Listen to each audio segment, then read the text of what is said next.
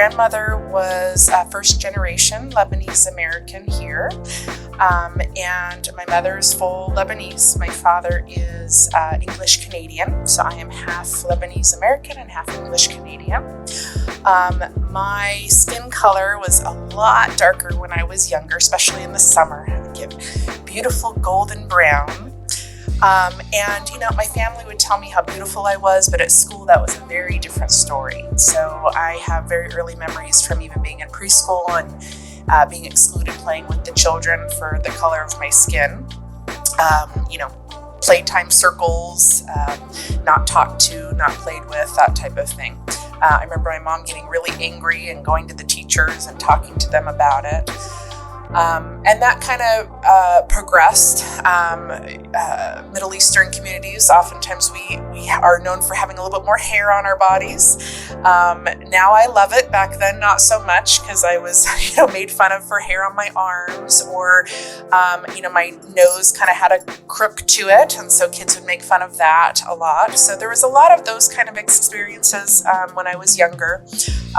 Always loved dearly by my family and taught a lot of positivity about the color of my skin and my culture, but that didn't change the way I felt about myself when I was at school around other girls, particularly Caucasian girls. Around high school, I was very attracted to the hearts of the African American community, and I did marry one of my best friends who's Black, and a wonderful man. He's the father of my 2 children now. And that's another part of my experience, is just watching him go through what he's gone through. There's a story that my children know, and he tells about being arrested and slammed to the ground off of a report from an officer that had nothing, not even close to his description. So my husband has very long dreadlocks, and this man had very short hair with a hoodie. So things like that, hearing about him being called the N-word when he was very little, riding through the streets of El Cajon from grown men yelling out the car. And that kind of brings us to my children and the struggle that I experience with my little ones. I have a beautiful daughter who also gets very dark, especially in the summertime, and she's 11. And then I have a little boy who's 8 years old. He's a handful.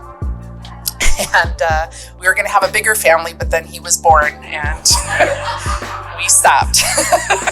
So he is 3 children in one, for sure. So they're very athletic. They're beautiful children. I have struggled helping my daughter just love her skin color. A couple years ago, it was more about her hair.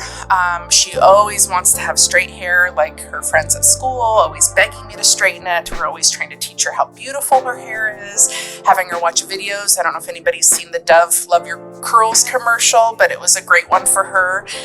And then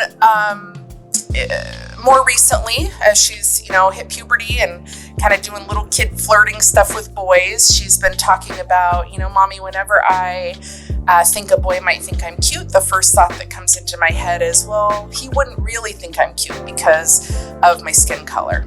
So no matter what we've taught her, no matter how much we educate her, when she doesn't have appropriate representation of other girls that look like her in the school system, this is what happens to her psyche. And then the most recent story I want to tell actually happened about a week ago.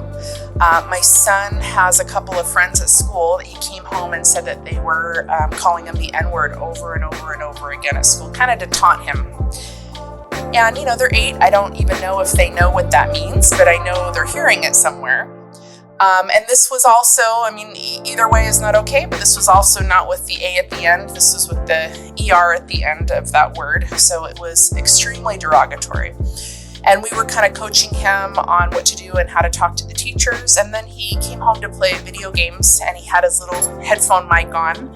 And my husband took the mic to try to change some settings. And my husband heard these 2 boys say it in the mic about 10 different times, over and over and over again. So my husband then said, okay, this is Elliot's father, and you're in big trouble now. Now you have me really upset. This is completely inappropriate. You're not going to be talking like that to my son ever. And dead silence, right? So we did contact the principal, the teacher, the parents. One parent responded and said, "I'm so sorry, that's completely inappropriate." The principal responded and said that. And one of the little boys did come up to Elliot and apologize and say, "I'm so sorry, I didn't know what it means. Please forgive me, I'll never say it again."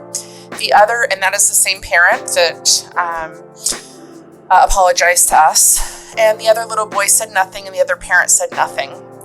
And the principal, although she handled it, did not get back to us, which I'm a little bit disappointed in, right? Because this was kind of heartbreaking for our family. So, I as a mother struggle as it is, teaching children without these issues, right?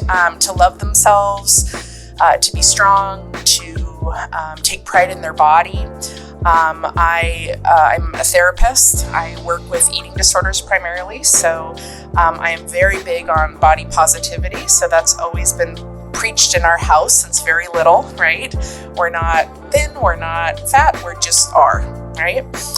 And so this is this added dynamic that's very heartbreaking for me to watch my children, who are very loved and very intelligent and very compassionate, have these experiences at school. So that's my story. What I ask is that you teach your babies. That's what I ask. I ask that you help them understand what makes children feel like inside, how they don't often feel like they fit in with either culture, how they struggle with the texture of their hair and the tone of their skin, and what it feels like to be called names like that, or to be looked at in a way that's not normal,